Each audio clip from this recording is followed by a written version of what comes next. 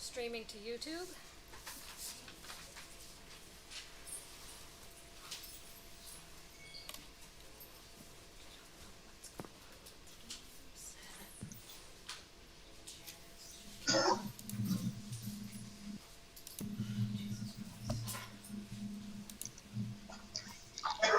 Calm down for a second.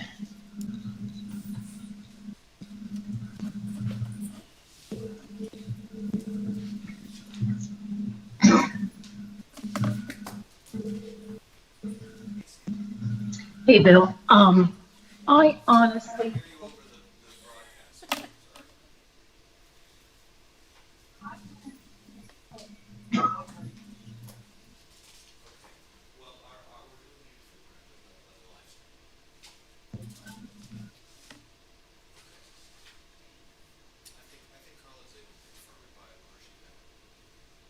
I'm double checking it.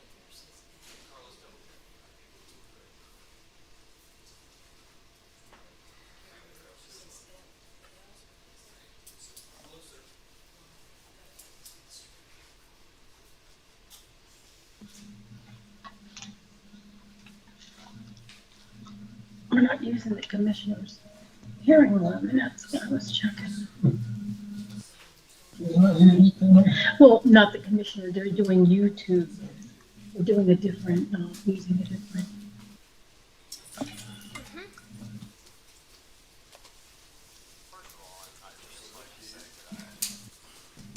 Carla's gonna confirm, they never taught me to use that. Okay.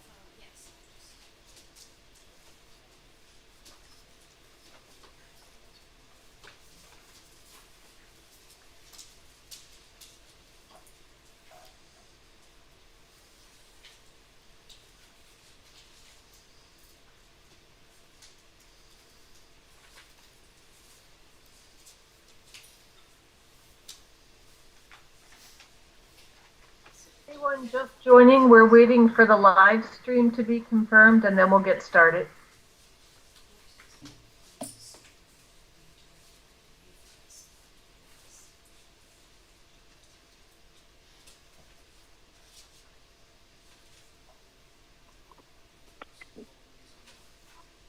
It's there.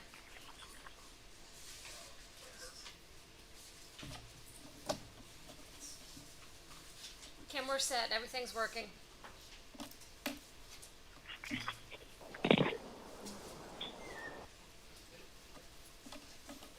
Can they hear us?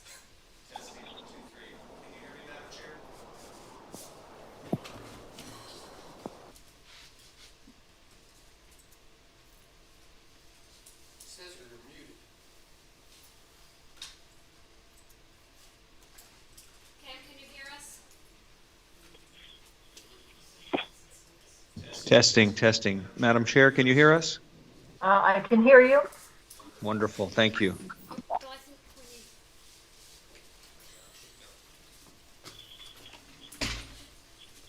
Does that mean we're good to go?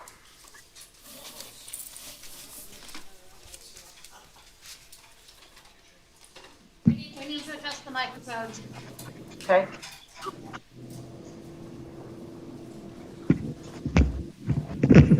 Maybe you can do it all.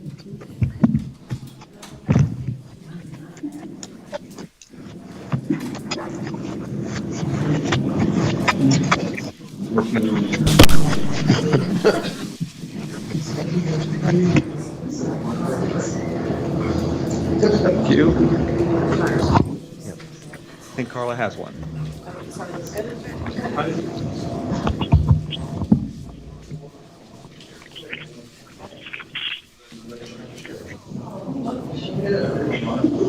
You can get that with you can do a mic drop at the end.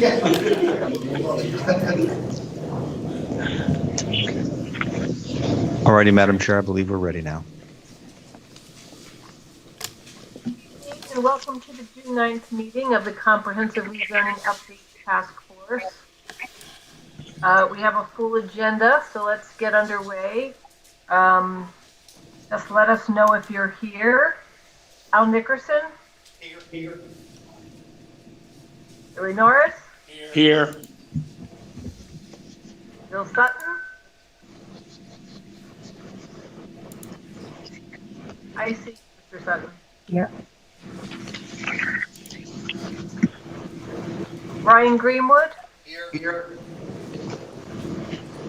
Buck Nickerson? Here. Vicky Shawani? Here.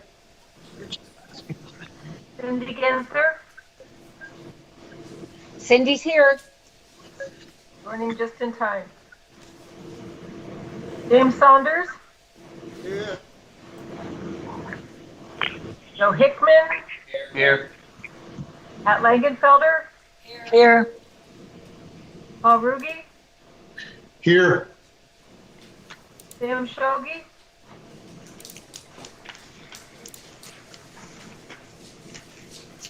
Sam, are you with us?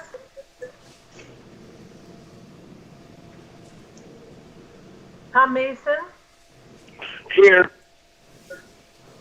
and Tyler Brown. Here. And we have Bill and Carla, Cindy, and Sandy. So first up, approval of our Madam minutes. Chair, Yes, it doesn't appear that our live video is streaming quite yet. okay. Cindy, we're using the YouTube channel. We're not using the live video off of the commissioner's webpage. Okay, And all right. I did verify that So- the YouTube was running. You can verify it's running. I was on the regular website link. Are we good to proceed? Yes. Yes. I have verified before we started. Okay. First up is approval of the meeting minutes from May 12th. So are there any corrections or additions to the minutes as submitted?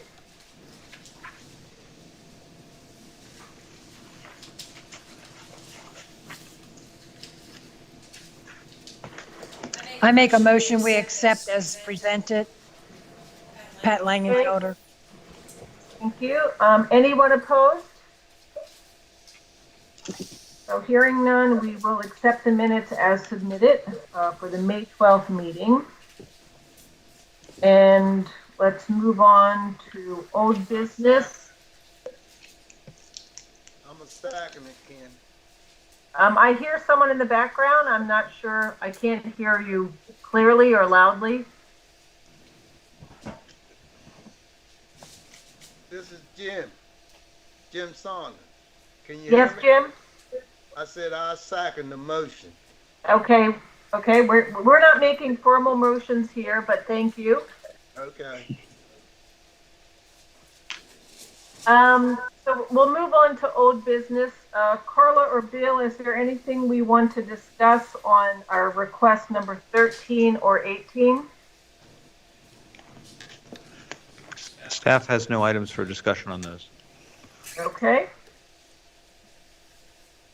So let's move forward with new business and talk about the request for our mixed-use development, which was postponed from our last meeting. And Carla or Bill, do you want to summarize the staff report for us? Yes, ma'am, I'll do that for this item. Thank you. The item before you is a request to create a mixed-use zone package and related changes. On September 30th of 2020, McLeod Law Group LLC, representing Richardson Fresh Ponds LLC, Kent Mill LLC, and Joseph and Ann Smith submitted a letter requesting changes to the zoning code. On March 4th, McLeod Law Group submitted a revised letter, which is attached for your reference, which included sample materials assembled by LRK Inc. On March 31st and April 5th, additional correspondence was received. In all, there are 6 submittals attached for your reference. In addition, a copy of the Town of Millington's Municipal Growth Chapter is attached for your reference. The request is to create 2 floating zones and a process by which to apply those floating zones. The request also asks for the Employment Center zoning district and the commercial zoning district to be combined to create a new mixed-use base zoning district with residential as part of that package. These multiple zones could then be used to create a mixed-use area near the interchange of US 301 and Maryland 291. I just wanted to say as an aside, a floating zone is an unmapped zone that is described in the text of a zoning code and for which a property owner could apply, usually if the property in question meets certain conditions, such as size, location, or access to major transportation facilities. The zone is only mapped following an application for such mapping, which can occur at any time and not necessarily during a comprehensive rezoning. Regarding the floating zone, the county zoning consultant noted that a floating zone is not preferred. That being said, the county's 2018 comprehensive plan is directly supportive of creating a mixed-use land area at US 301 and Maryland 291. From the highest priority lists in the comprehensive plan, and I'm quoting from the plan now, the strategy is to expand regulatory flexibility for the creation of and location of employment centers and industrial uses. And it goes on to say, through its economic development planning and land use implementation measures, the county will support flexibility in and an expanded area of employment center and industrial zoning in general to support commercial and mixed-use development. These efforts will especially focus on the Wharton area and the US 1 corridor, with a priority that the area between the town of Millington and the lands surrounding the Route 291, Route 301 intersection be guided by the desired expansion of services and land use identified by Millington's municipal growth element. Staff would propose that the creation of a mapped mixed-use zone to be applied as part of the comprehensive rezoning for those properties whose owners request such a designation be allowed at the interchange of US 301 and Maryland 291.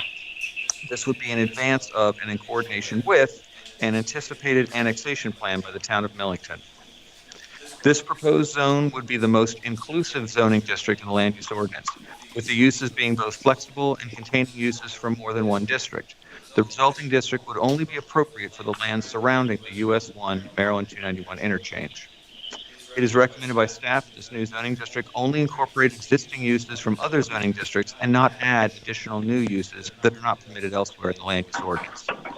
Staff recommends the task consider a recommendation to direct staff to work with the county consultant to draft a new zoning district chapter for review, utilizing the text applied by the McLeod Law Group, LRK, and the town of Millington. Madam Chair, is a summary of my staff report. Happy to answer questions. And there's a variety of attachments and materials for reference. Thank you.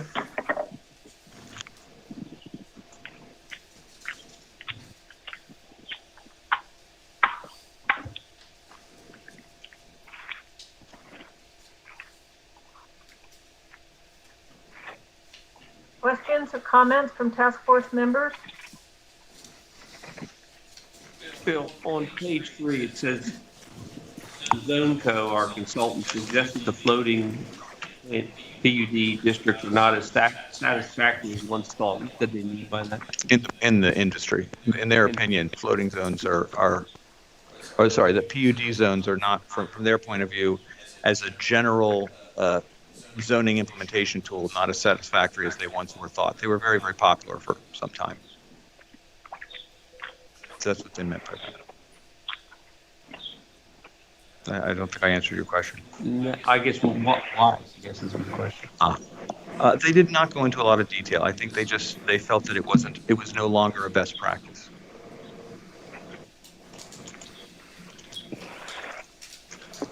Well, my question would be then, it would not preclude the county from zoning that area for mixed use if we were just for that specific area and not develop a floating zone area which could show up somewhere else in the county. Right. That's what at least the staff is recommending, that we just do a mapped zone in the area that is desired. Right, okay. And a planned unit development is more of it's a zone that works like a process.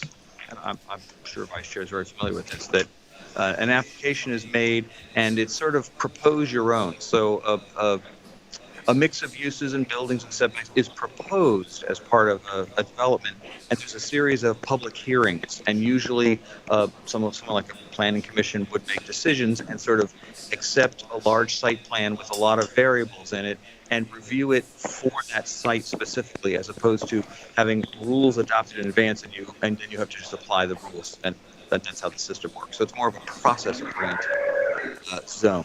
And that's what a planned unit development is. So this would not be that kind of zone. This would be a zone that has rules and regulations.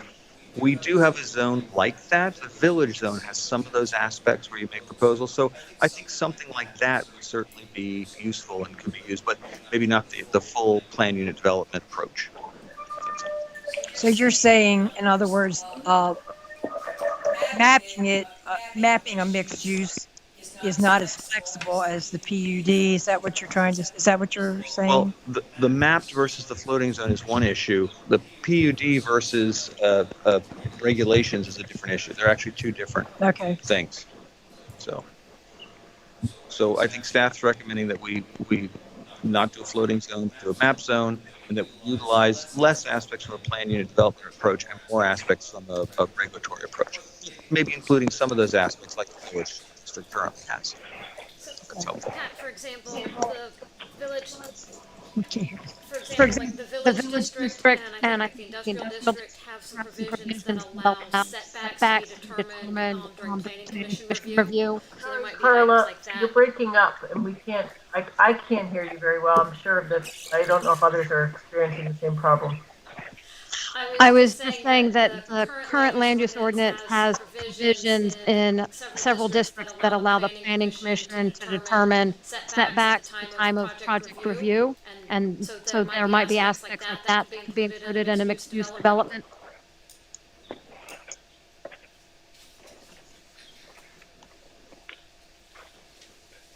At the last meeting, I was concerned about reviewing this without considering the whole corridor. And I appreciate we're doing that now. Zoning protects everyone, and we have the next item is a industrial zone for truck stops at Mass, which without greater discussion, I think sounds positive because of the use of that corridor, because of the number of trucks that are already there for all the uses.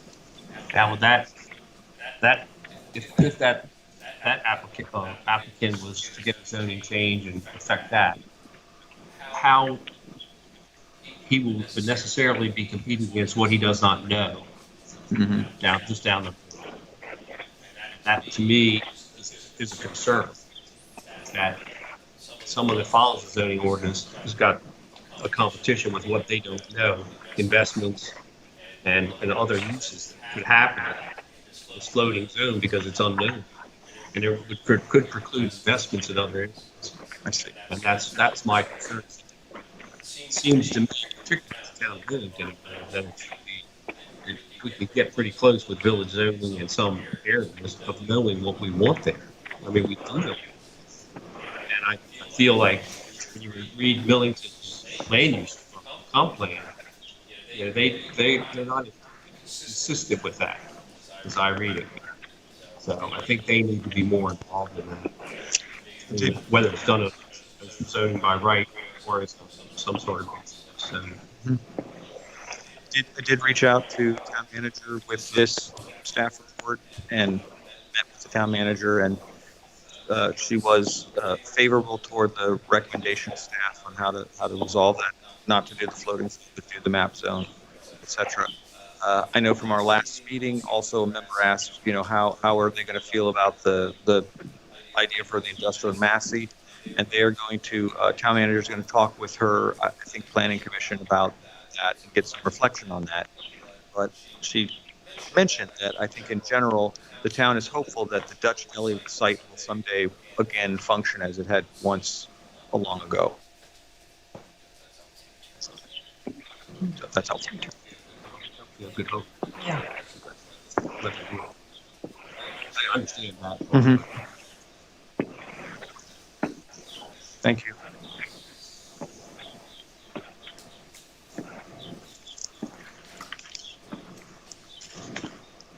Madam Chair, this might be a good moment to just remind everyone who's on the meeting, who's dialed in, to mute their phone if they can, because there's a lot of background noise that interferes with a good recording. So anyone who can do so, please mute their phone.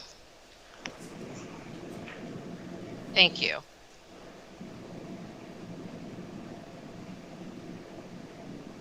Thank you.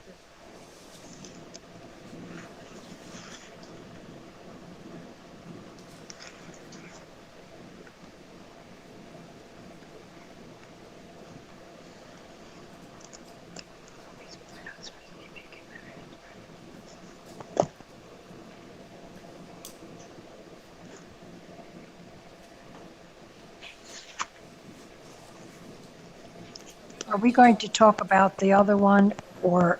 You certainly can. I'm not directing the meeting, I'm sorry, but before we are we to be making any decisions at any time, or are we just going to have discussions as we've been doing? Well, my goal, and I want to make sure I include Madam Chair in this and not go astray, is if possible, if there's a consensus from the group, if it seems that there's a clear direction, for example, if it seemed if no one were opposed to the idea of staff presenting what is in our staff report to our consultant to work on a mixed use, less PUD, not floating zone, and there's sort of no objection to that, then we could move forward and instruct the consultant to start preparing a draft chapter for your review later in the process. So that, for example, that would be what I would be keen for this item if possible. So, and I know you wanted to discuss the truck stop item at the same time. I presented that item last time. I don't know if we want a recap on that or we just want to dive into it. There's a few more folks still on the joining us this evening, so maybe a brief recap, and then we can kind of discuss them both together. Okay, thank you. So on September 24th, the McLeod Law Group, representing the Maryland Structure Fabricators, Inc., submitted a letter, and they were requesting a very specific change. They are seeking to allow the following uses: truck stops, truck parking lots, gas sales, convenience stores, and restaurants with or without drive-throughs in the industrial zoning district. This particular group owns property at the intersection of US 301 and Maryland 313, and they are looking to make use of those new uses at that site if this were favorably reviewed. The comp plan, again, addresses the US 1 corridor. I won't read the section that I just read for the other one, but it is the same provision talking about the US 1 corridor and expanding both employment center and industrial zoning and the uses allowed there. Last time we walked through where truck stops are allowed, where truck parking lots are allowed, where automobile service stations are allowed, etc. And those are allowed in other parts of the code. The only exception to that is that a restaurant with a drive-through is not currently permitted in any zoning district in Kent County. Staff's recommendation was the task force consider recommending to include truck stops, truck parking lots, automobile service stations, but not including repair, retail, and restaurants with or without drive-throughs. No, sorry, but restaurants without drive-throughs only as uses that are permitted by special exception in industrial districts located near or adjacent to US 301. So that would be something that would only be allowed in that one corridor. And at least from staff's point of view, we're not recommending that we add a new use, which would be restaurants with drive-throughs. However, there was quite active discussion last time about that for the task force because the world has changed quite a bit since COVID, and curbside pickup and drive-through is much more desirable. And I know that there were a variety of opinions on how to pursue that. So. Thank you. Thank you, Bill. So if we approve the recommendation, is this going to be this addition to industrial of these different uses only apply to the corridor? It doesn't, if there's industrial somewhere else in the county, we're not going to have Right. the same thing? So the recommendation is to have these uses be by special exception. When there's a special exception, then there's a review and there's conditions. And one of those conditions would be location, so that the location would be limited to the 301 corridor. So Okay. you would have to be both zoned industrial and located in the 301 corridor, Got and it. then go through a process of review where Planning Commission would Right. look at that, and then Board of Appeals. And that process in Maryland, the idea of a special exception is that the uses are indeed suitable for the zoning district, but location is important. It needs to be reviewed for location. So that's why that tool was chosen.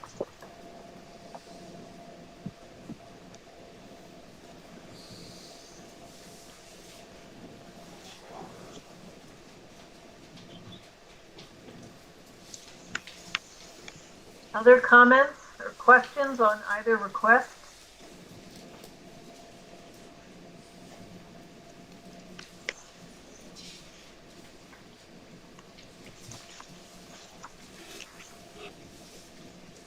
This is Cindy Ginther. I support both recommendations as presented by the staff, and I think both have been well investigated and thought out and exceptionally well presented. And I support those recommendations and suggest we adopt those. Thank you, Cindy.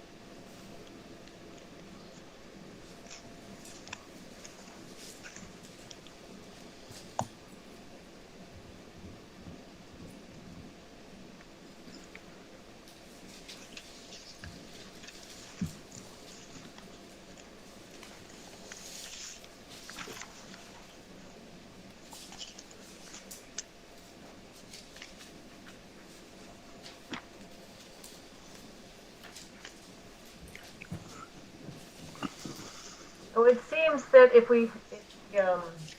no one has any other comments, we do have general consensus, at least from the task force, that we move forward with staff suggestions, and we will have, of course, time for public comments later in the meeting. Can I make a quick comment, please? I'm a little bit confused here as to, we're talking about one area of the county, and we have industrial zoning we have one industrial zoning in the county, correct? Yes, sir. Now we're proposing to have multiple types of industrial in the county? What's being proposed is that there are certain uses that would be allowed in industrial districts, but there would be conditions that they could only be allowed in, for example, major transportation corridor like 301. Okay. The only concern I would have with any of that is that, in my opinion, we're complicating the zoning ordinance a little bit more, and I was under the understanding that we were trying to simplify it more. So I think when we do something like that, it creates a little bit more. It's going to take more time to get something done and approved, and which might be a good thing. I'm not arguing that, but I think that that's a point that needs to be made, that we are now in what I thought we were trying to accomplish was to simplify things. It seems like we're confusing things a little bit more, maybe. Although I'm not opposing what you're saying there. So that's my only comment. Okay. Thank you.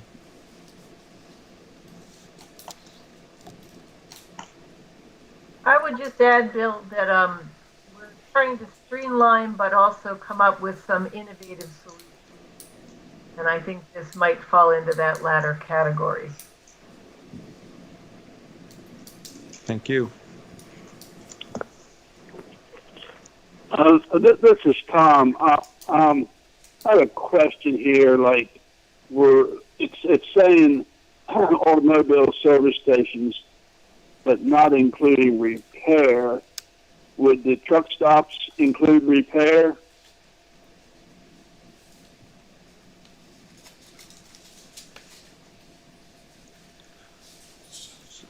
Sir, I don't think I know enough about truck stops to answer that question. Well, I guess, I mean, and I don't know what we mean by repair.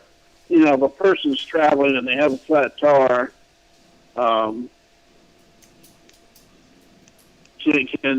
this service station repair the tire, or if they lose a fan belt? I mean, by repair, I'm assuming we're meaning that you wouldn't be able to put shocks on your car, or make an appointment to get your oil changed, that type of thing.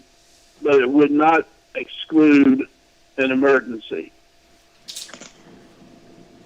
Is that what we're thinking there, or? We can certainly add language to that effect. And I would say that's what the request was thinking, is that they would not have a garage with full tools, but it would be like probably any other truck stop you've been to where the store does have belts and other things that, can easily be fixed by the owner. Right. But that there isn't a mechanic there on duty at all times to make repairs. Right. Okay. Okay. I was just wanting a little clarification on that.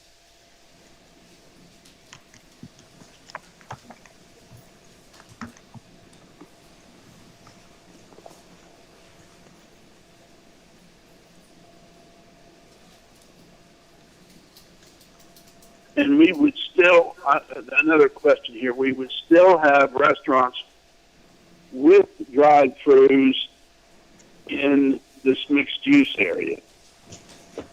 Is that?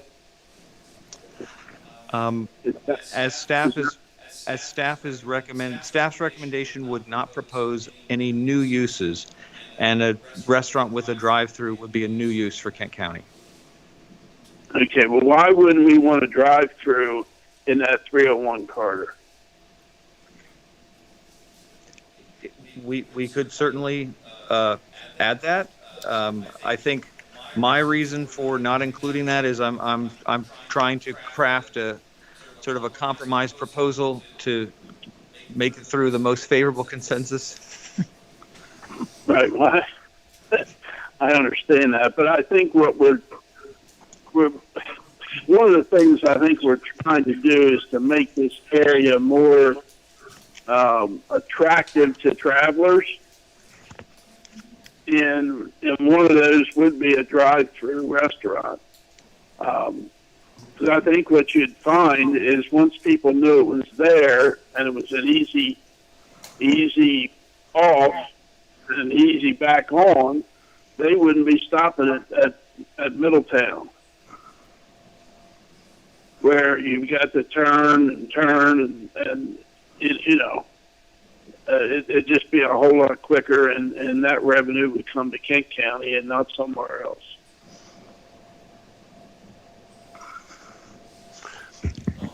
Can I interject here too? Are we faced with a lot of opposition from local people here with a drive-through restaurant?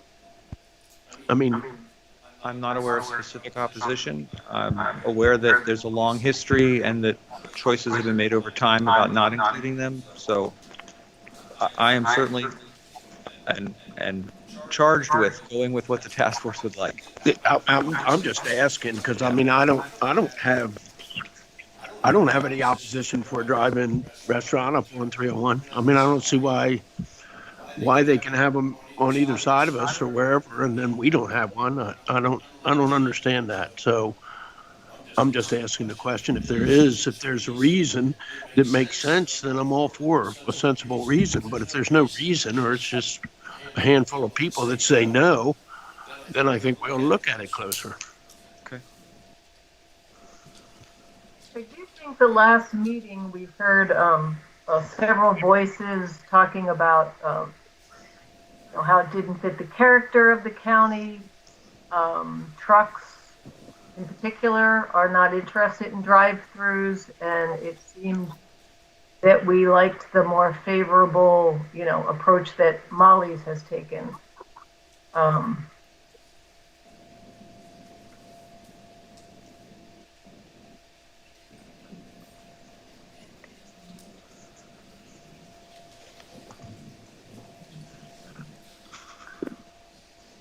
I don't think we're talking about the same areas.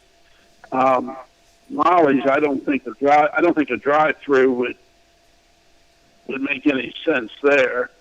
But in that area up there, it's a whole different clientele that you're dealing with, and I think it can be done tastefully and not, be done right.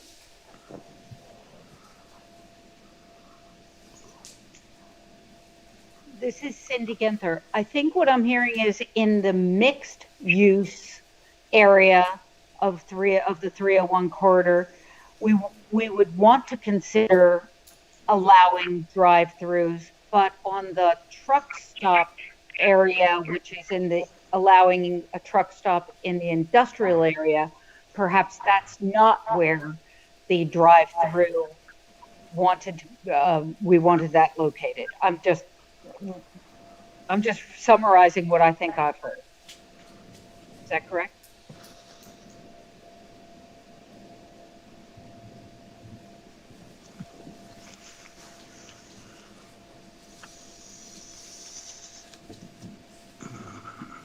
Would there be an issue with getting off of 301 and getting back on? How many entrances can we have on that highway allowable by the state or whoever is in control of 301?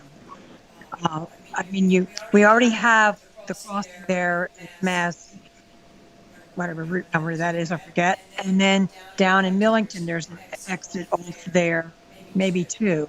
But I guess we have to take that into consideration also, as to where you're going to place a drive-through restaurant. I can't speak for the State Highway Administration, obviously, but I would imagine that a situation somewhat like the Howard Johnson's, which I know there's an artifact there, right? There's not a direct curb cut under the highway, but the location of some service areas are very, very, very close to those interchanges. So the sale of property determines where it's located, but they choose locations close to an interchange, and you can see them while you're on the transportation facility. So I would imagine that that's probably how it would work itself out. And seeing that happened before. Right. Bill, on the PMD zone under light industrial uses, is a truck stop allowed there?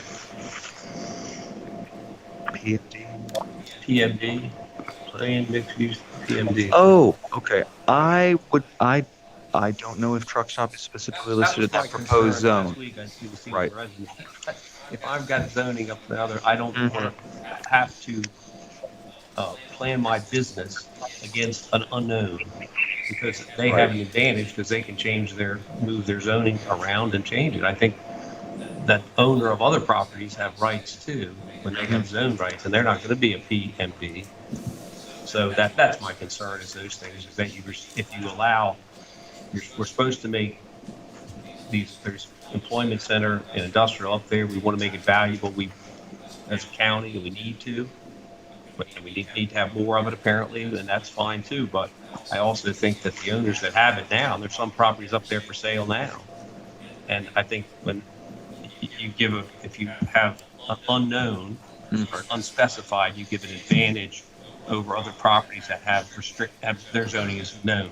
That's all. That's my concern about the PMD, is that it doesn't offer other property owners to exercise their rights fully.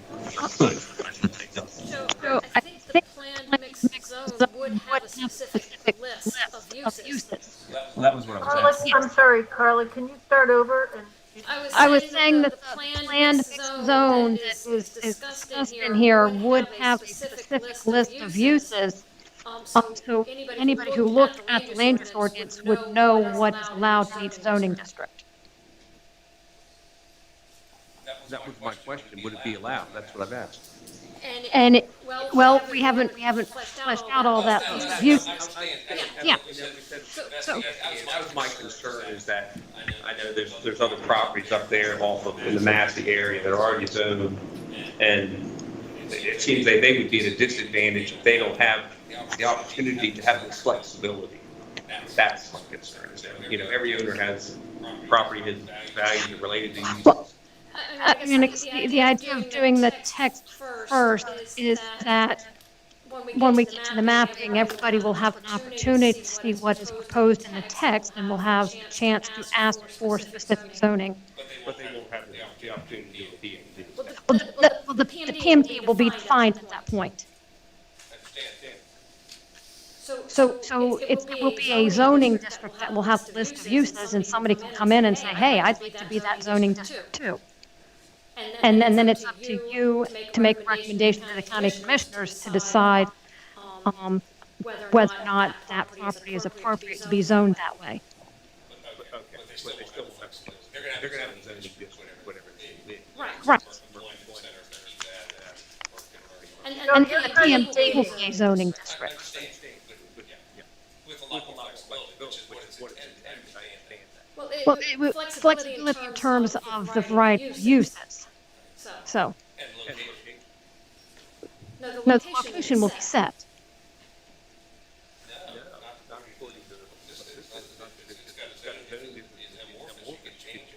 John, we can no longer hear you. I was just saying, I'm sorry, I had to step out and lock our doors. I just, my understanding of the mixed-use zone is that the applicant, or that's not an applicant, the requestor is looking for a district that has lists of uses, but also has some more open categories, a more flexible list of uses, not not convenience retail, 2,000 square feet, hat shop. I mean, not that detailed, more sort of broader categories. And they're also looking for a large area of land to have that mixed use zone, which I understand. So they can locate buildings in different ways because there'll be different kinds of buildings, residential buildings and office buildings, et cetera. And they would be able to mix those on the site. But the zoning itself wouldn't necessarily be moving around. It's just that the zoning would allow a wide variety of uses. So under the same zone, you could have residential, and you could have office, and you could have commercial.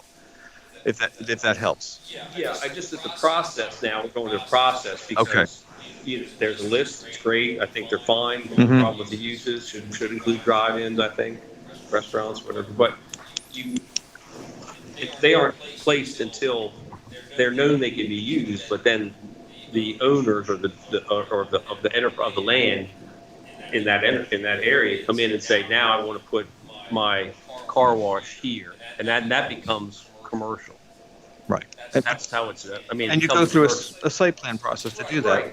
Right. And if you had a huge parcel of industrial land and you were going to do an industrial park, you would do the same thing. It's just that the uses would be slightly narrower. You'd say, I want this building here, and then a year later, we're going to put this one over here. So it's similar. It's a broader range. The people that are restricted by zoning by right don't have that flexibility. That's my concern. Correct. Joe, are you saying that what you envision is having that, like, the Massey intersection being the same as the Millington intersection? Or why does the Millington intersection get this and the Massey gets that? And then how are we going to arrive at who gets what? And when is that arrived at? I think I understand what you're saying, that what's good for the goose is good for the gander here. I would just concern that someone wants the truck stop and wants it, and maybe I'm just biased. I just think that's such a truck corridor, Massey, with commercial trucks, with the businesses up there, with all those businesses. That's to me. If we were just arguing that as an application, I'd say with all the rules, let's say it seems like it could be a good place for a truck stop. But I would hate that not being developed because they don't know what competition is down the road because of the flexibility that owner gets or those users get. That's all. I mean, I think it needs to be consideration in that limited uses, maybe the PND, that you say, listen, we want drive-in Dunkin' Donuts or whatever in Millington. We don't want to have that competition up there. We want to make these viable. We want people to develop properly. Right. Oh, if investors want certainty that they do traffic counts, they look at all these things, and they do all the analysis. And they will say, wait a minute, I don't know what's going to happen down the road. And intersections in Queen Anne's and Cecil may well also. Well, that's yeah. Well, we with the right control, one stop over, and there's another truck stop. Yeah. But I just want to see when we do this corridor, it's our gateway. It should be done well, and I like to see everything viable there. You don't want to see like you see in some older areas that were developed, where those crossroads are gone and they're junkers now, and people fly by. You've got to make them viable.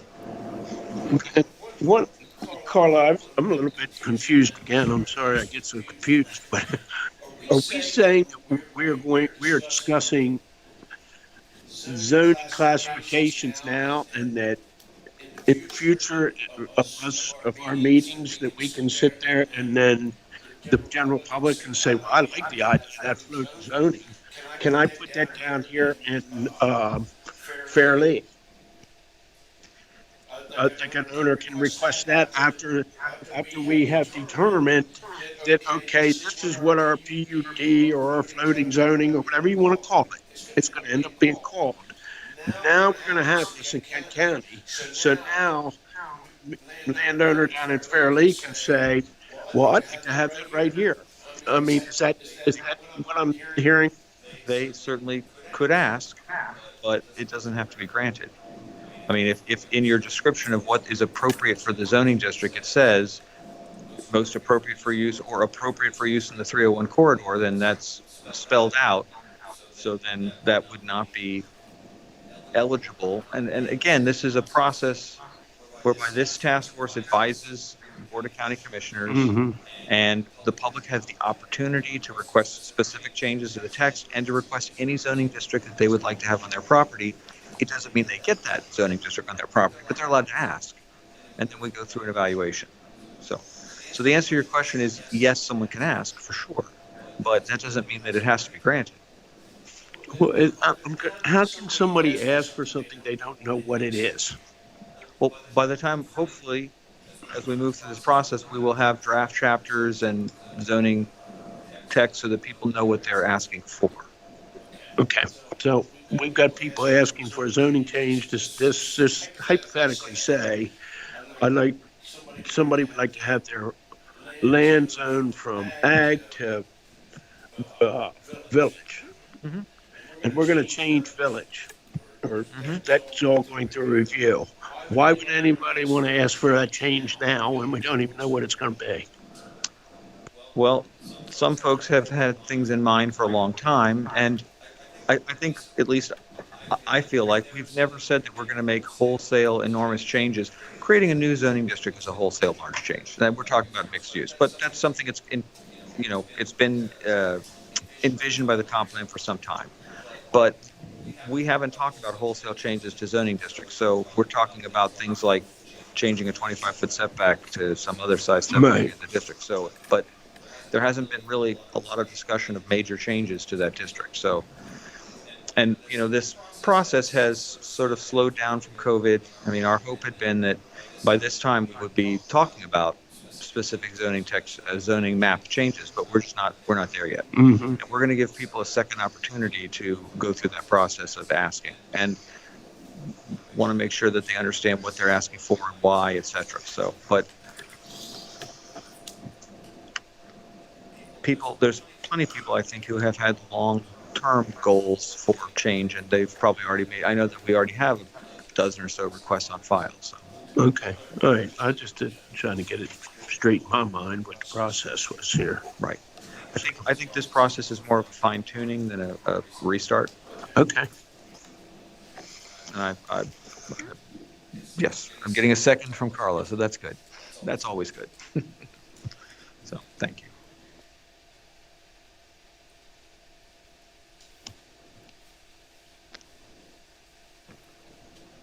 Are we ready to move on to the next item? I think we're ready to move on. Bill, it is 6:50. I don't know if we want to break now, or do we want to take the next item and then break? Oh, it is 6:50. It might be a good idea to break. Okay, so let's take a 15-minute break, and we will resume at 7:05. So please mute while you are taking your break because the live stream will be continuing. Thank you, Madam Chair.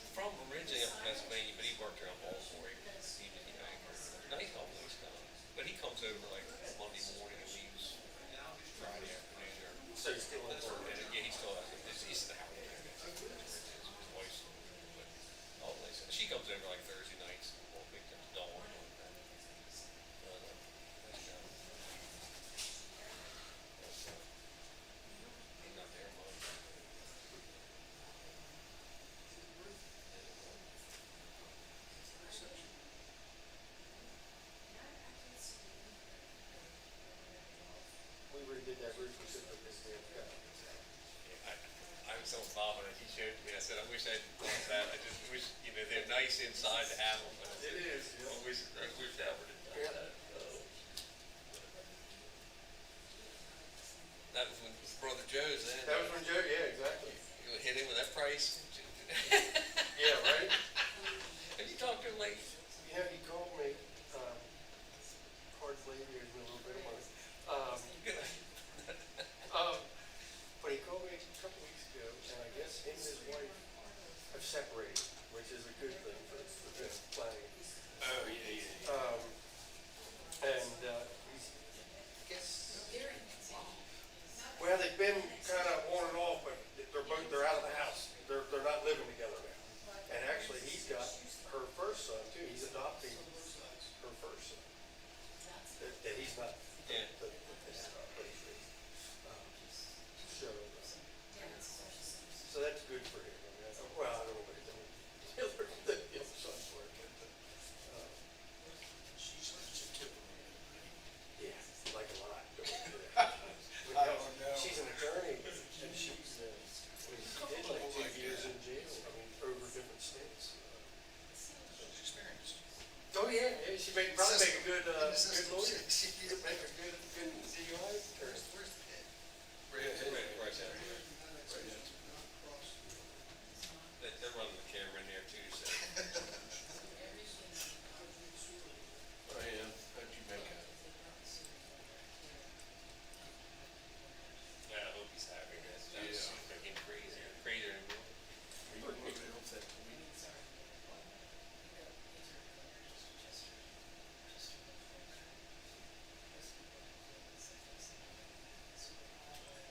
Hey, how you doing?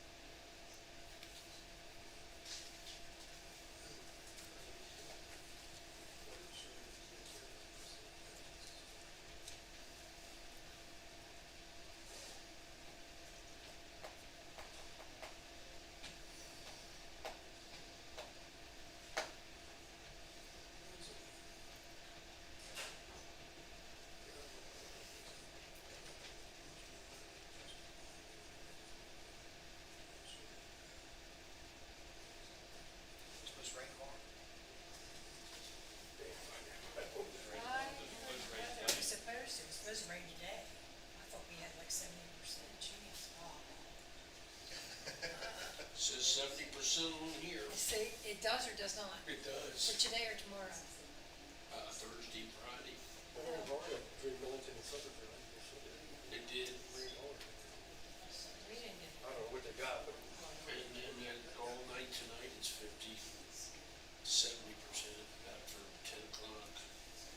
That's what this says. maybe I need to do a rain dance. We can do something. That's what Casey was irrigating this week today. Yeah, I saw that. Guys, That's what I thought. a little test wave. I'm afraid the storm. May have been a storm. Yeah, I was thinking the same thing when I went by there. I guess it's still got some green and stuff. It's gonna take it in.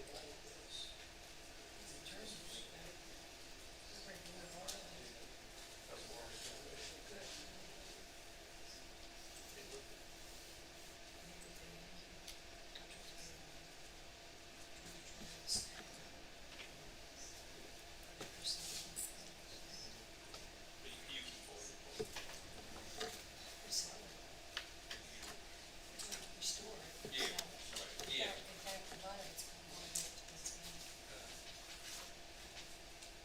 But you don't want me to keep on farm out.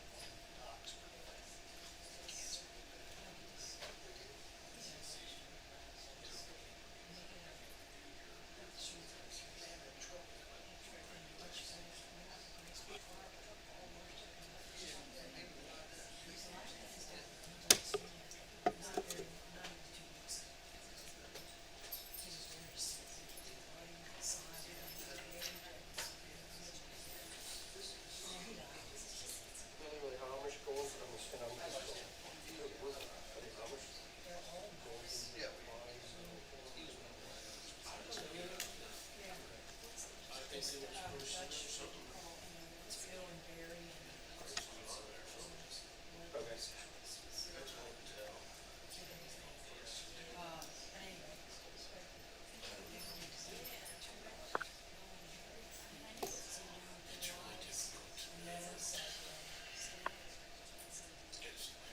Yeah, I mean, everything I've heard has just been stone.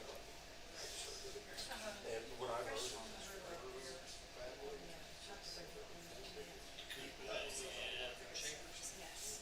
That's all I've heard. Okay.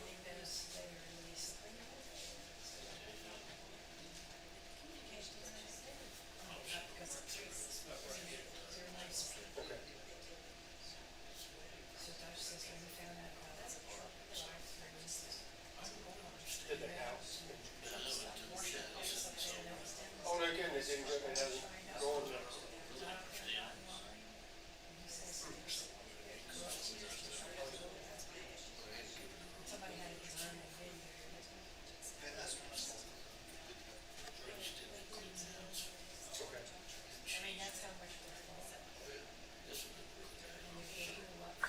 Okay, it's 7:05, so let's resume our meeting. And we'll move on to a new topic. Review of landscaping to reduce the required number of trees. And Bill or Carla, are you going to tell us more about this? This is Carla, and I'll be doing the staff report. We are on page 76 if you have the handout. Thank you. So this is a request as stated to review landscaping to reduce the required number of trees. Landscaping standards are found in the specific design standards of each district, with the exception of the agricultural zoning district and the resource conservation district. In the residential districts, the landscaping is limited to street trees, which will be addressed in a separate staff report. But in the districts that allow commercial and industrial uses such as village, crossroads commercial, marine, industrial, employment center, there are standards for general landscaping, for parking areas, and for perimeter screening. In the village, intense village, crossroads commercial, and commercial critical area, a minimum of 15% of each new or redeveloped site shall be landscaped, and landscaping within the parking areas and any required screening can be counted towards that 15% requirement. And the Planning Commission, or where applicable, the Planning Director may reduce or waive those requirements when it is demonstrated that the spirit and intent of the requirements are accomplished through other means, or the nature of the change or new use does not require additional landscaping. And single-family dwellings are excluded from these requirements. In the Marine District, it's a minimum of 10% of each new development shall be landscaped, and buffers and screening can count towards that requirement. And for the districts other than marine, there are standards that are related to parking areas and perimeter screening, where at least 10% of the parking areas where there are more than 10 spaces must be landscaped. But again, those requirements can be waived. And then in employment center, industrial, and industrial critical area, there are no minimum requirements for landscaping, and those districts just have general standards that are found in the other districts as well that require front yards to be kept in a neat and attractive condition, that maintenance of all landscaping be maintained at the same condition and quality as initially approved. There's some language about selecting a mix of coniferous and deciduous species, as well as a mix of ground cover shrubs and shade trees. Landscape plans are to be prepared by a registered professional forester, landscape architect, or other professional with equivalent experience. Although some of the screening standards specify certain sizes of trees or shrubs, there are no standards that specify the density of plants to be included in the landscape plans, and the designer can select the plants and propose the spacing, and then the Planning Commission, or where applicable, the Planning Director also has the ability to waive most requirements. So the review is that the landscaping standards are intended to enhance the visual appeal of development and to protect adjoining properties or roadways from potential noise, glare, or uses that are incompatible with neighboring uses.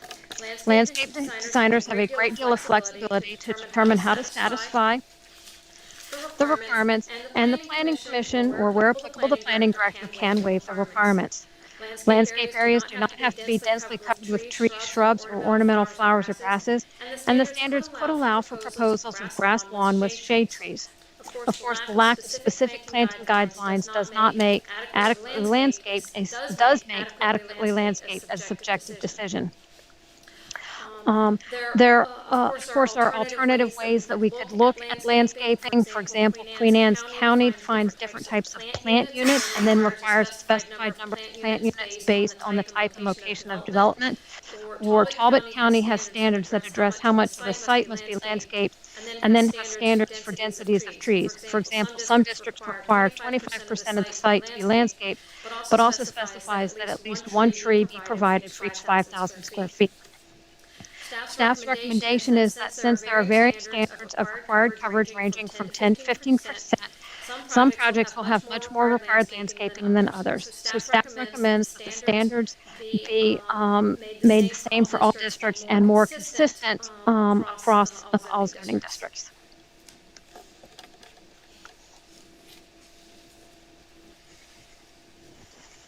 So I can answer any questions.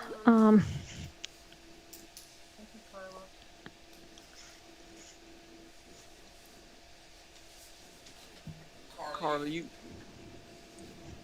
when you have commercial uses abutting residential and village, you think that should have the same standard as when you have, there's landscaping for other, I mean, it seems like the reason we do landscaping is to protect neighbors a lot of times, and minimize, and for the character of our county.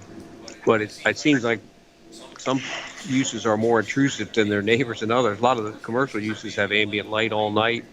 And, to me, that's why, the commercial districts we put out, like at Dollar General out of Wharton, it had a lot, and because we've got neighbors next to it, and it seems like, we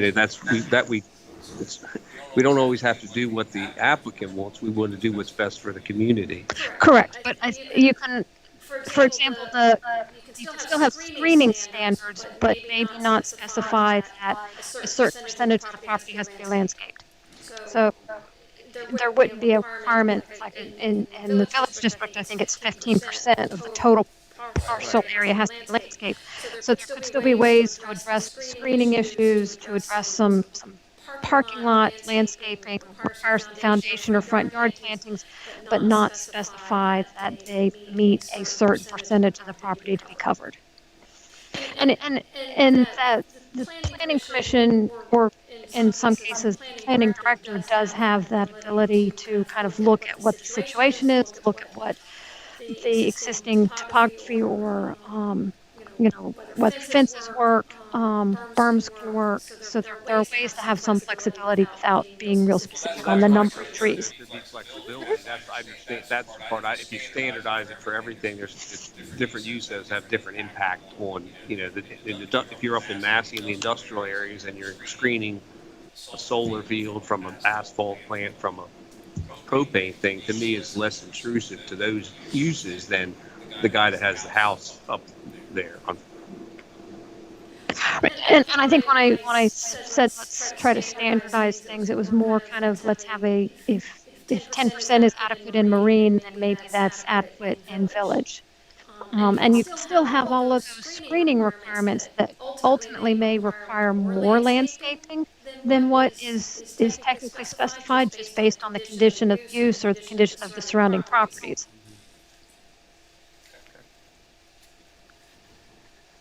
Carla, I had a question, and it wasn't really clear to me, like, what problem we're trying to solve. I know there's this one case that's cited where someone had to have 185 trees, but,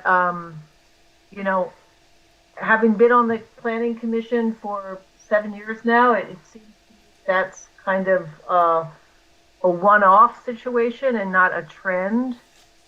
So is there a particular issue that we're trying to solve for in standardizing?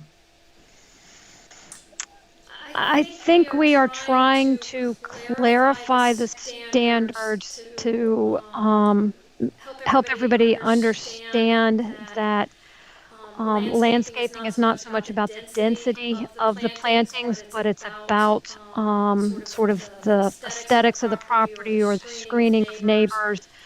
And again, in kind of reviewing all of this, like I said, we did find that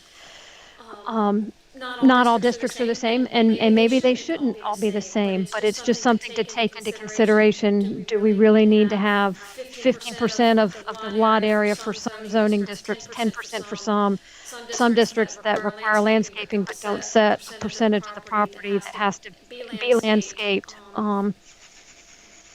So is there a way to kind of, like you said, make it easier for both the public and the developers and the reviewers to follow the standards?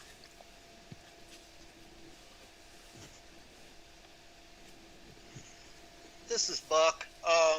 I like the idea of standardizing everything, and to kind of follow up on Joe's suggestion, Queen Anne's County has something that I like a lot. They have buffer yards, and you go to their table and they say, okay, if you're doing a development in the ag zone and you're bordering an ag zone, there's no buffer yard needed. But if you're developing the commercial zone and it adjoins a residential zone, there has to be a buffer yard, and there's so many planting units required in that buffer yard, and those plantings go to your overall or count towards your overall zoning or planning requirements. So that buffer yard idea, like I say, I like that. That may kind of continue on what Joe had brought up.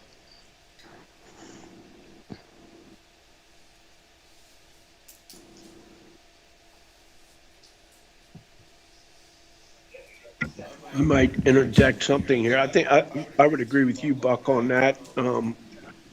I think we need to get away a little bit. Like if we're talking about the Dollar General in Wharton, It seems as though there was a lot of trees planted there, a lot of bushes, landscaping there, and I don't know that it's all there now. I don't see that it's even screening anything, to be honest with you.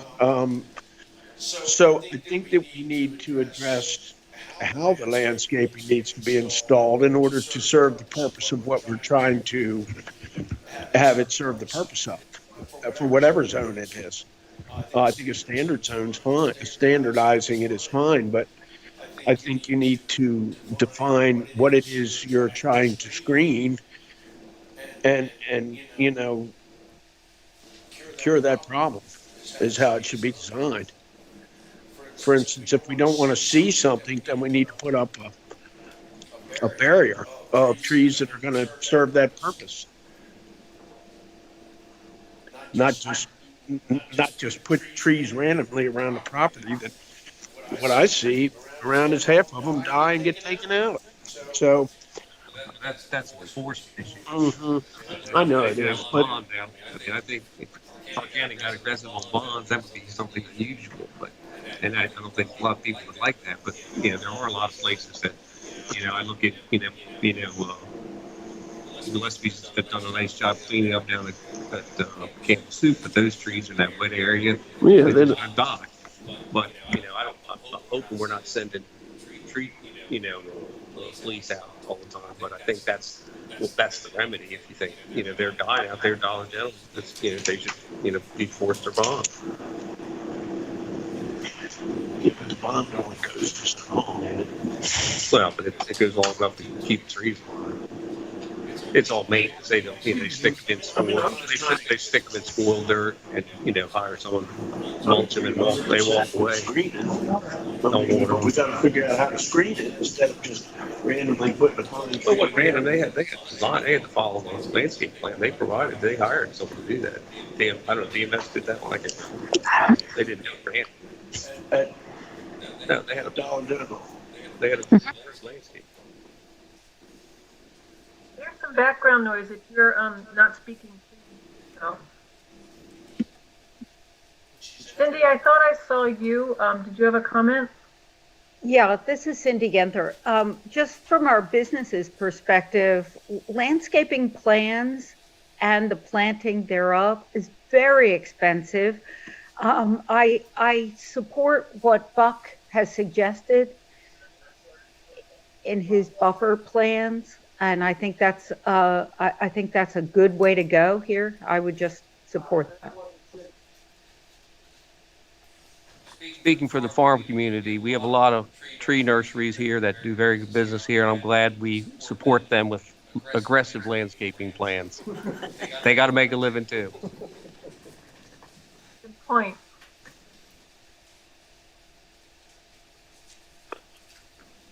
This is Tom. One concern is some of where these trees are planted. In a few years, they're encroaching on neighboring properties and become a real problem as they grow. And if we want them to do this screening, they screen, but they also, they interfere terribly in some cases. And I just don't think, that we want to have nice looking properties that are landscaped, but we just don't need a bush in every 2 foot. I think a buffer is good, if it's done properly. But we in King County, we've just kind of gone a little haywire on some of our landscaping, even in commercial, not only in commercial but residential. We'll allow someone to plant a bush right on the property line or a tree, and in just a few years, it's taken 10 feet of the neighbor's field. Some of that needs to. I think there should be setbacks on all that. And if you have the setbacks, then you can't put as many trees in a place. You take like Dollar General, they've got all the trees with near right on. the property line. And if you start looking at it now, you can see what they're doing there. They're growing out, and eventually there'll be a problem.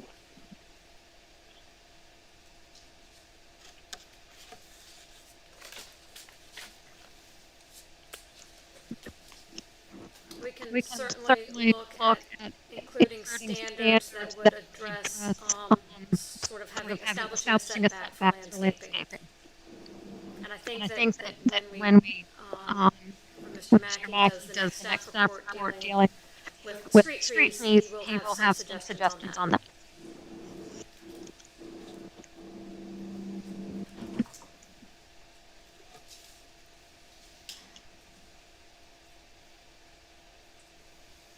Any other comments or questions on landscaping?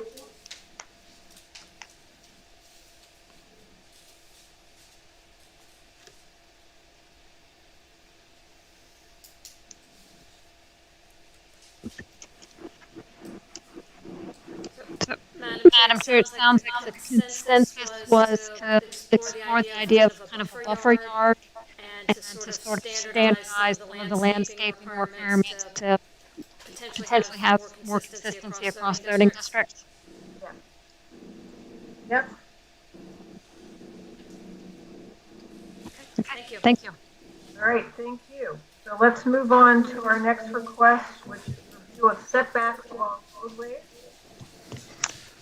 Thank you, Madam Chair. This is Task Force Request number 7, and I'm on page 79 of our packet this evening.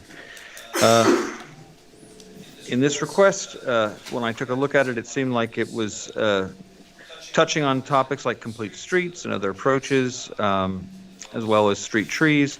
However, the focus from the discussion that we had on this item when it was taken up by the task force seemed to focus on the desire that the county, state, and utility companies not have to maintain street trees and hedges because of their location. So for a little background, currently our Department of Public Works requires 50-foot rights-of-way for new public roads, and our land use ordinance requires that minor subdivisions with private roads provide a 50-foot right-of-way for each private road. And street trees are required to be planted in a number of zoning districts. Those include rural character, rural residential, critical area residential, community residential, village, intense village, and intense village critical area. Street trees are required on both public and private roadways, and from my experience, they not only increase overall aesthetics and cooling, but they improve property values. So there are good reasons to have street trees required. Where they are required, there's standards in the zoning code in these different districts that include minimum height and spacing, and it requires that all street trees come under certain standards. Sorry, and this was something that Carla pointed out to me when I was doing the research, that the content of our code, the provisions where these street trees are required are very, very similar. On page 80, there's an excerpts from it. That description is almost identical to language in the 1991 landscape policy that preceded this code and from which these standards were borrowed. It's interesting that there was one portion of that standard that was not included in the current land use ordinance, and that reads, unless otherwise approved by county roads or state assumed highway department, street trees shall be planted a minimum of 10 feet from the county road right-of-way. Coniferous trees shall be located a minimum of 50 feet from the road right-of-way. So at one time, the county had standards under a landscape policy that required the trees to be located away from the right-of-way, and that was not included in the land use ordinance in 2002, if I've got that year right. So this is the issue at hand. In addition to this issue, some property owners will choose to just line their property with trees or hedges, and over time, they can grow large enough to affect power lines, egress, and rights of way, and then that requires the maintenance that was discussed by this body at the last time when we covered this item, that then there's actually crews that have to go back and cut back the trees and cut back hedges sometimes every year. In our review of this item, the comp plan is pretty clear that street trees are something that is desirable and that should be both well organized and well maintained. I've included some language about street trees. I'm not going to read it in its entirety here. And so staff recommends the task force consider adding essentially back the language from the 1991 landscape policy to the text of the zoning code when we have when we reorganize it, we'll have text just about landscaping. That states that wherever street trees are required, that the language that was previously removed would be included, so that street trees would be required to be set back 10 feet from a county road right of way, or 15 feet if it's a coniferous tree. And that's my report.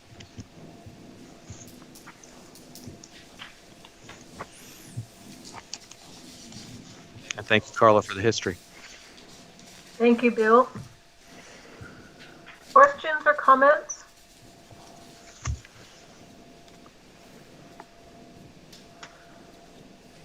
Bill, I had a question.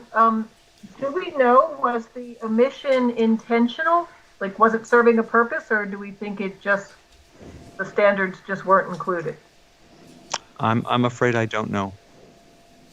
And Carla's nodding her head, so we neither one of us know. Thank you.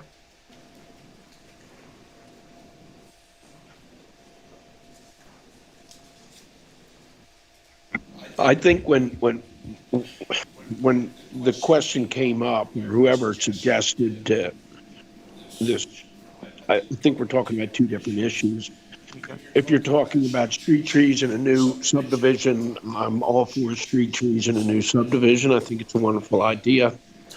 I think the question and the comment that was made to us as the task force was that we ought to address landowners planting trees close to public right-of-ways. And I think what's happening is that a lot of people have planted those trees and they are growing up into power wires. And the almighty tax dollar, I think, is paying for those trimming. And then when they come out and trim, then, like, for instance, on Route 20, you can see they went and trimmed those trees last summer, and they're going to have to trim them again this summer. And I think the idea is to maybe have, if somebody wants to put those trees along their property and on the front, that they ought to be far enough away so that it doesn't cause a problem for the general public and the property owners and everybody else to have to pay for somebody else planting a tree and getting it pruned so that the utility wires aren't covered and affected by them. I think there's also some issues around where there's some other road plantings that grow out into the road eventually. And it's just causing a problem and more maintenance than we need. And I don't know that you can require people to take those down now, but I think in the future that there ought to be some sort of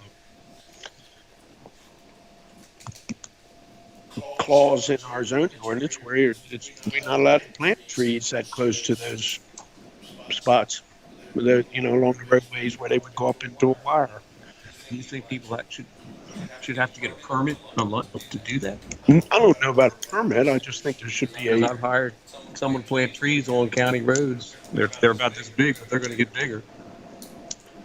And I don't want to lose a quail habitat for hunting purposes. Yeah, but they ought to be put back further off the road. Why? Because they're going to grow into the road, and then somebody's going to have to maintain it. Not necessarily. Owners maintain it. If they don't, they don't. Well, then who should have to maintain it if they don't?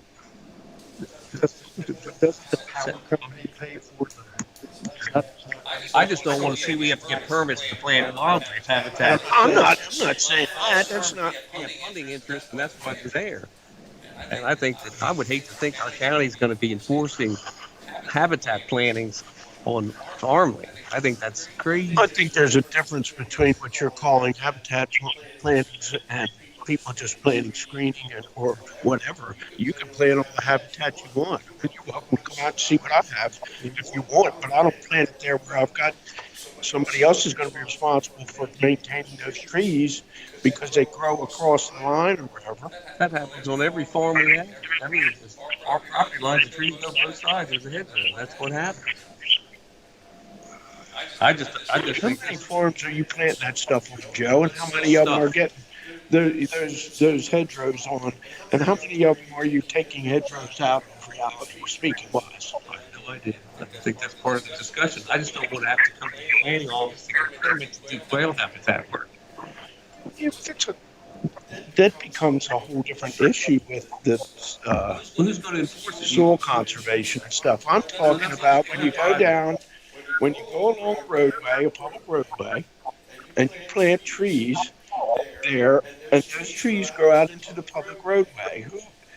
I'm simply saying that if we had some sort of regulation that pushed them back off the roadway a bit. If you want more regulations, I'm not for regulations on planting trees on for those purposes. I just think that's something that our planning office has the ability. I don't want to go in. We planted 3 miles of habitat this year in King County. 3 miles. It's set back enough, I think. That's what I think. I don't want to have to get a permit. I think it's crazy stuff. We have a lot of money. I'm not saying that there's anything to do about a permit. There's no need to have a permit in any of it. How would anyone know? You're saying they have to set it back. Who decides that? And how far? I'm for less regulations. Maybe you're for more, but I'm not. I'm not for more regulations. I'm for less responsibilities for the county maintenance and creating more costs to the taxpayer is what I'm against. I don't want more costs to the taxpayer. And for instance, on Route 20, if you went down there 2 weeks ago, a bunch of those cedar trees with the windstorm we had were broken off and out into the roadway. So who comes and takes care of them? County Road, I live on Perkins Hill Road, and we have people at the house next to those trees fall on the road all the time. The county comes out and get them. They will send a letter.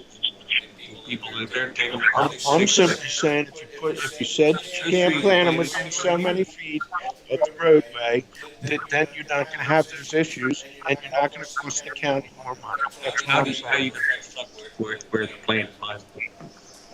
We have a regulation that's so many feet off of the road.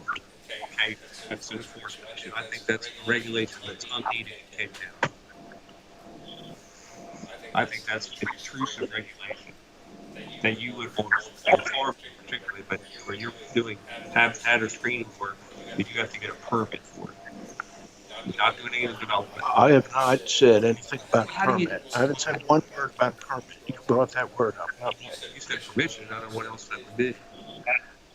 I never said anything about permission. I said that we should have a guideline that says you can't plant within so many feet.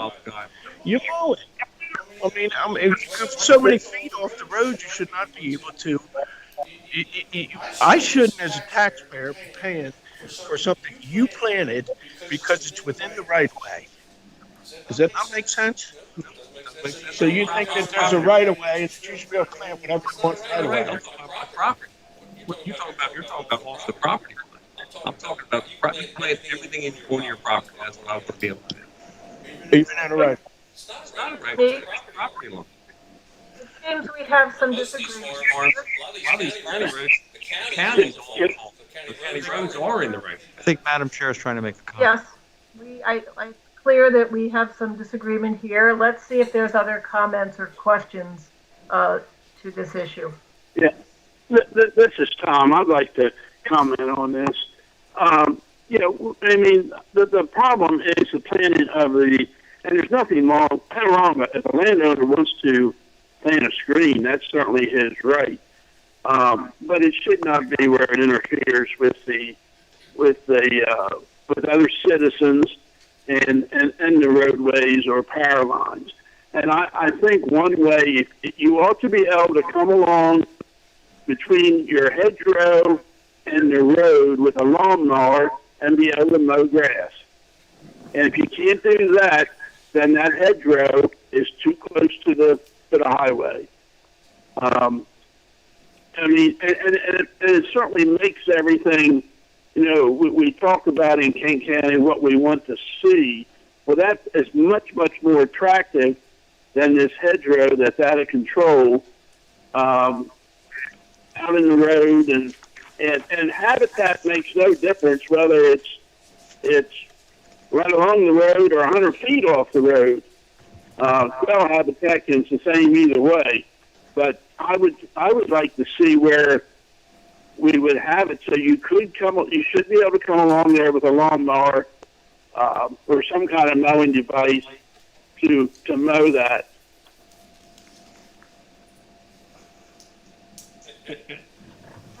I don't disagree, Tom. I'm asking how it's enforced. That's my point. I don't want to have to come in and get permits to plant. People that do control their trees. Well, you wouldn't have that's why do you have to come in and get a permit to do that if you know what it's supposed to do? Okay, what if someone doesn't leave the width? What are we doing? Who's enforcing that? Well, it'd be the same as everything else, wouldn't it? There's no rule against it unless you make it a rule. I believe that that's not correct.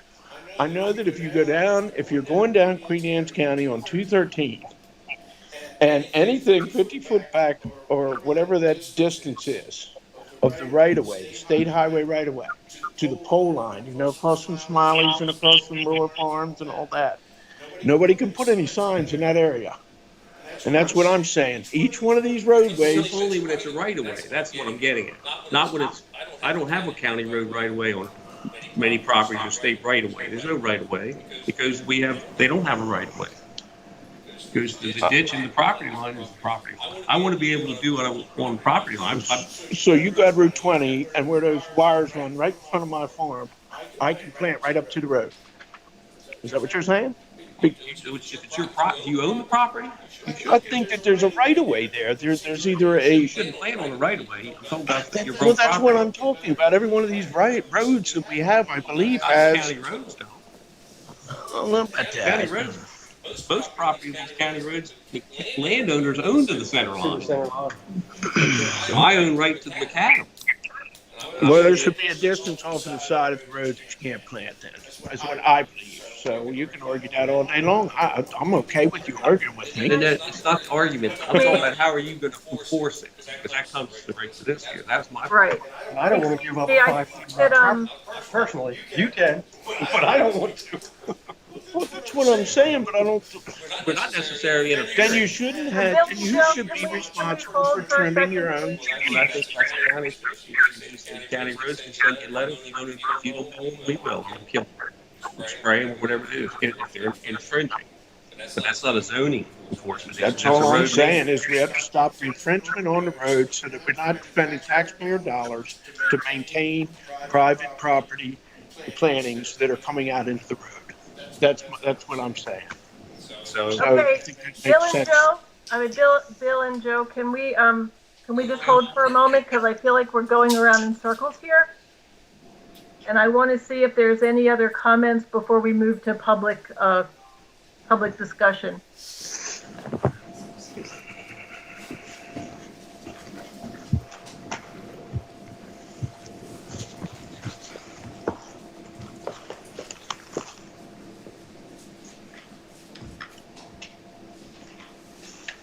So it's about 20 of 8, and we want to allow time for the public to weigh in on any of the topics that we discussed this evening.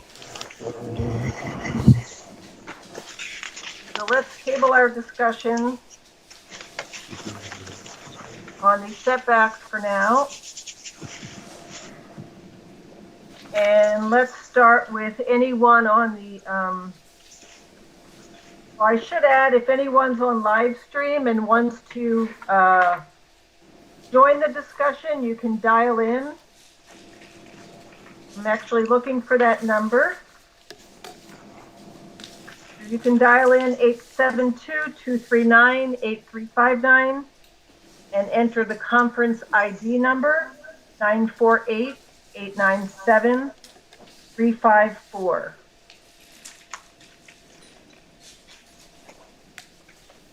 So let's start this evening with anyone in the room that would like to offer public comment. You just state your name and address for the record, and I can't see you, so Carla, if you could tell me if there is anyone in the room.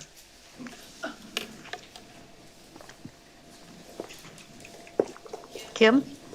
Yes. Janet Christensen Lewis. Hi, Janet. Hey, how are you? I think my major comment is tonight we've been talking about trees and landscaping, and as a entire category, I just want to say, the state just passed a law to increase the number of trees in Maryland. There's a push to put 5 million new trees in by 2030. They're looking at ways to increase the Forest Conservation Act. They have signed the the Hughes Center of Agriculture to do a survey of the hubs and the corridors of the green infrastructure in the state of Maryland. And here we are talking about how we can diminish the amount of landscaping and trees that we're going to see in Kent County, which, by the way, is one of the counties with the fewest natural trees left in its surroundings. So I think that the landscaping standards should be all the same. And I think you should pick the one with the highest standard and go with that. As far as I know, when the Planning Commission does site plan review, all of the landscaping is done primarily by companies. No one is telling a company, Dollar General, that they have to put in trees and bushes in any kind of order close together or on Tom's property. What they do, supposedly, if you hired somebody decent, is to put forth a landscaping plan that is good for your business, because we know that landscaping is attractive landscaping is something that's attractive for people to look at, and it's a business that people want to come into. And I just want to say, if you want to see a landscaping plan that I'm sure not very many people look at, but I was so amazed. The Food Lion on 301 has the most attractive landscaping of any. I mean, they brought it in, they they hired somebody to do something really nice, and that's what was done. And today it's, I don't know, it's probably getting close to 10 years old, and it looks as good today as it, when they first put it in, it was small, it's growing up. So, I think that we need to think about it not just as how many trees are going to go in. It's not just, it is for that, but it's also the attractiveness and what it looks like as you're going down the street. I mean, we could end up looking like Middletown, which has no landscaping, and that would be just great. But I don't think that that's probably where we want to go. And then for the mixed use zoning, I think that you need to be really careful. It's a good idea, but the way in which it is put together is going to totally, it's the devil will be in the details. Let's just say that. And I'm concerned that Millington wants to annex everything that is east of 301, but that this mixed use development is going to spill over west of 301. And if I were a developer and I could have choice between the properties that were going to be part of Millington and the property that was going to be outside of Millington, I'd choose that one, because then I wouldn't have to deal with the city and I wouldn't have to pay their taxes. So I think you have to be really careful about how you're dividing up these zones and what you're doing. And I personally think it would be a major travesty to see McDonald's and Wendy's sign coming down 301 as you came to Kent County. You will have gone through some of the most pristine, beautiful, 301 was going to be considered as a scenic byway. You will have come through some of the most scenic, beautiful, you'll get to Kent County, and what you'll see is, McDonald's, Dunkin' Donuts, huge signs. I just think you have to be careful as you move forward. Thank you. Thank you, Janet. Anyone else in the room would like to comment?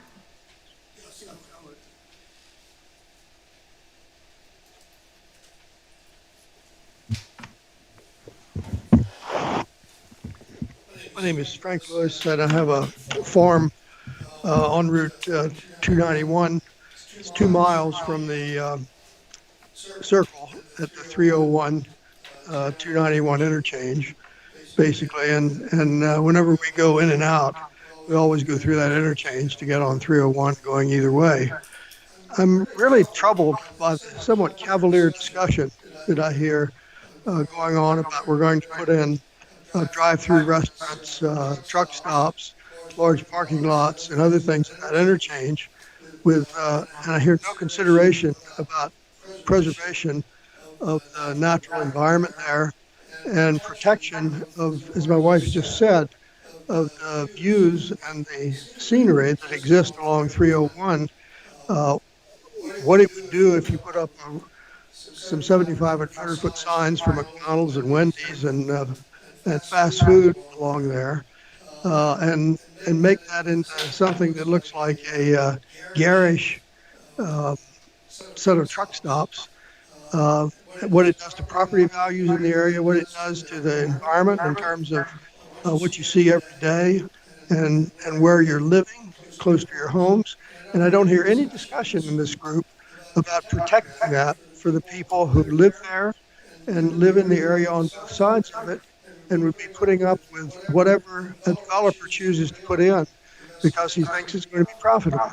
Uh, there's no discussion about the zoning for signs, about the protection of the environment, and about the protection of the values of the people who live adjacent to that area, such as us. So I'd really like to hear more discussion about concerns about the people who live there and preservation of their land values and their scenic rights, rather than just the developers and what they want to do. So I would echo the comments my wife made about some more concern about that. I don't hear any of that.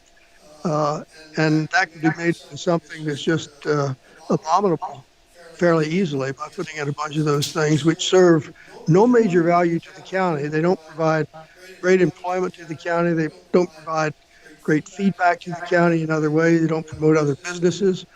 And they have minimal value at the cost of degrading the scenic values and the property values of the people who live in the area. Thank you.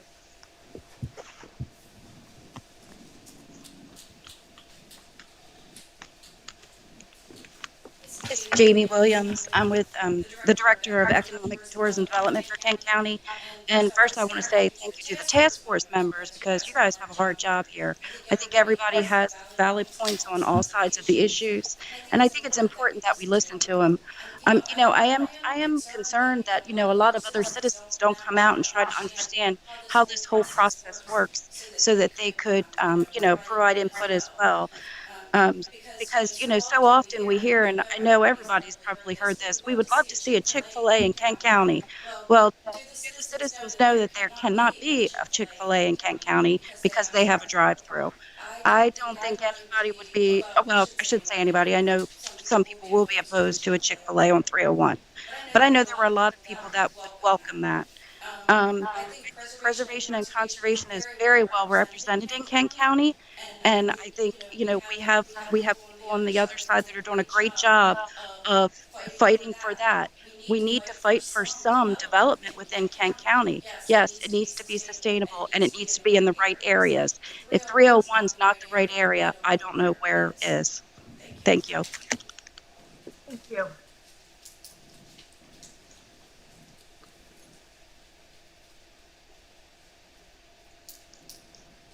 Anyone else in the room? Okay, let's go to anyone on the phone that would like to offer comment.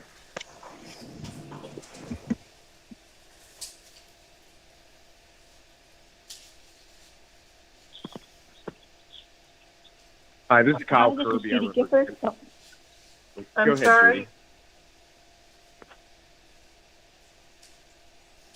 Judy, please proceed.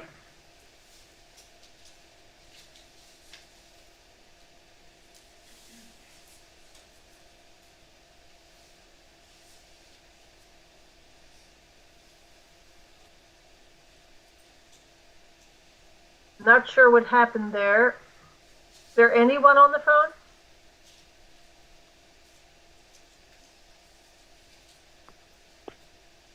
Yeah, this is Kyle Kirby. I'm still here. If I don't know what happened Kyle, to Judy. why don't you proceed and we'll see if we can get Judy back on afterwards. Yeah, so as you all know, I represent the various property owners that own about 600 acres that are.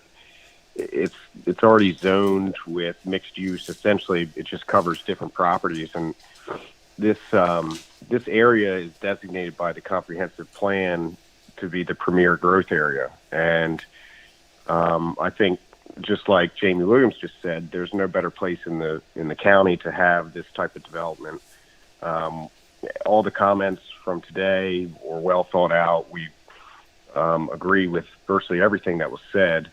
And I think the staff has put a lot of effort into analyzing this, and I think the mixed-use base zoning in this area is a great idea. So we appreciate your consideration, and I think there's no better place to have this mixed-use development than right at that 301 corridor.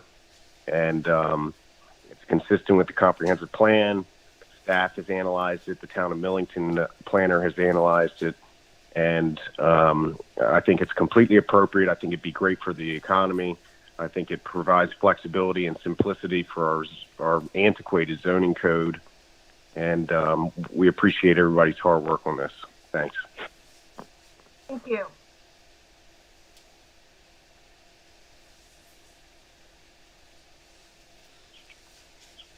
Hi, this is Judy Gifford in Kent County, Kennedyville, rather.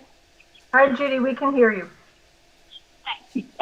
So I would just like to echo that good landscaping is good business, and that in today's Baltimore Sun, Washington College was listed as one of the 50 most beautiful places in Maryland.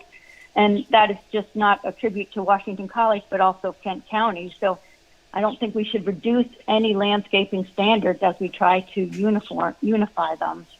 And then I'd also like to know if we could have a copy of that survey posted on the website so that the community can see it as well as the task force. I don't think there'd be a problem with that, is there? Jill, is that possible? Or the survey, I'm assuming, Judy, you're talking about the questionnaire on topics. Correct. We can certainly post the questionnaire. It is a list of all the items that were submitted with just boxes that say yes, no, maybe, etc. So we can certainly post that document. Well, I know the whole process is very confusing to many of us, so maybe that will help us, streamline some of the issues for us to get a handle on.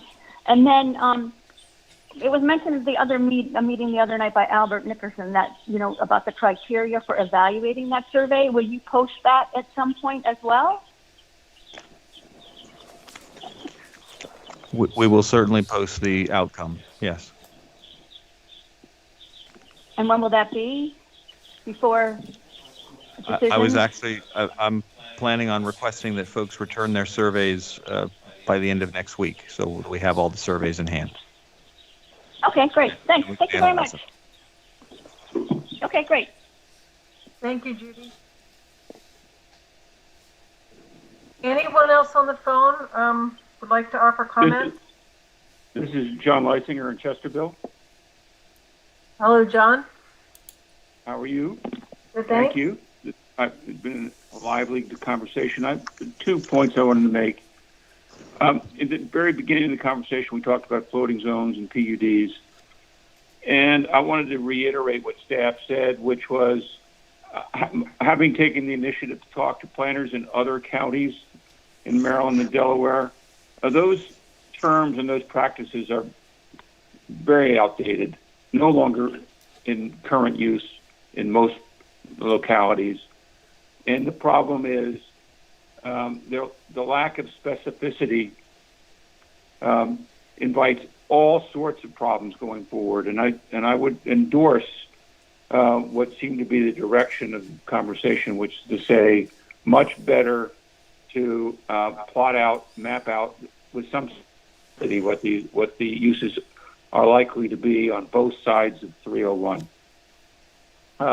Because it seems inevitable, regardless of what good guys the current developers might be, that as we look to the future, there's going to be development which will be unpleasant for the majority of people crossing that area and living in that area. The second thing that I was concerned about is with regard specifically to the east side of 301, and my concern here is purely selfish, and that is there are actually two roads which lead to those properties on the east side. One is 291, the other one is 444, the Chesterville Bridge Road, which is a small, windy road. And I may be the only one who's going to express concern about this at this point, but I'm guessing the developer, not having seen the maps, the developer would want to utilize the exit 444 to the highway. And I would be horrified if that translated into 444 becoming a heavily trafficked road, let alone a traffic road by trucks, which would be a product of whatever the development is at that section of the intersection. And all you have to do is look at Warwick to see what a disaster that small community has become as people have been diverted onto those very small roads. 444 is a very small and fragile road, lots of woods and a small creek with a small bridge, and then not to mention Chesterville itself. And the concern is that we need to be very careful in the mapping of that intersection. And if we're not very careful about that by being very specific in the zoning, a disaster is likely. So, and since that's where I live, I'm most concerned about it. Thank you. Thank you. So we're almost at the top of the hour. I just want to see, are there any other folks on the phone that would like to offer comment?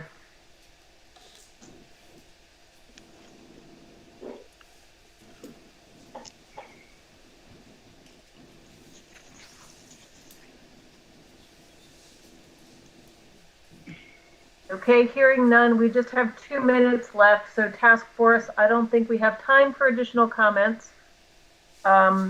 I think if you have any requests for research, you should send those requests to Bill or Carla. And unless anyone is Bill, is there anything you'd like to add before we adjourn? Thank you, Madam Chair. I just want to remind everyone that at our next meeting, Jamie Williams will be presenting the Economic Development Plan, and there's a link on the agenda to provide so that you can review that in advance. Thank you. Thank you. And as Bill mentioned earlier, if you haven't submitted your questionnaire on which topics require further research, please do so before Friday of next week. Great. Thank you. Okay, and unless anyone is opposed, we will adjourn the meeting. Is there anyone opposed? Okay, thank you all very much. We'll see you in 2 weeks. All right, everybody have a good night.